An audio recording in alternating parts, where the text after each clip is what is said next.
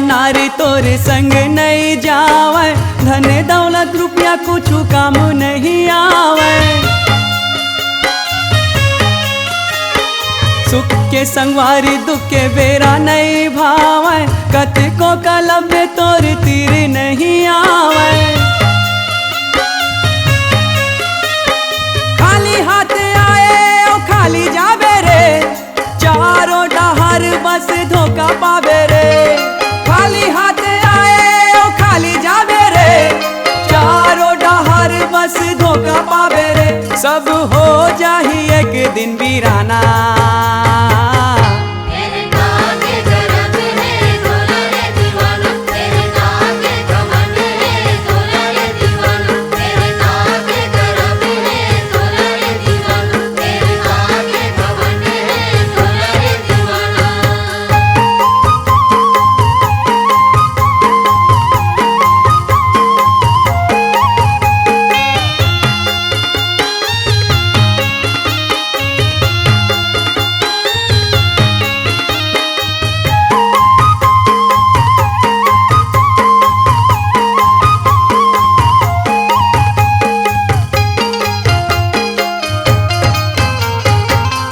दिन नहीं राहे तोरे ऐसे ने जवानी के दिल मार बे मार ले फुटानी। आही बूढ़ापा संगी नहीं दिखे आखी, जांगर नहीं चली भाई टेकल पड़ी लाठी। मुड़िल धर के रोवे छाती ठठावे रे, गुनगुन के तहा सुबह बेरे।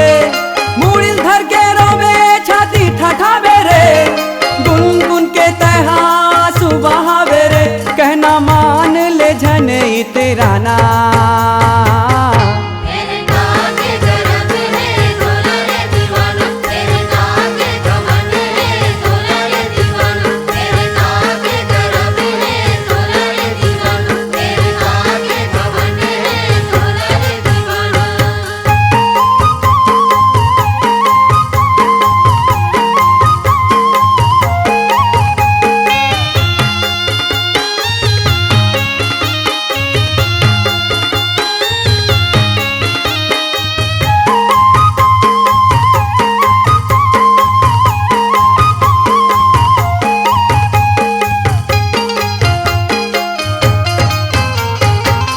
के छूटत हो ही घरला तो निकाला।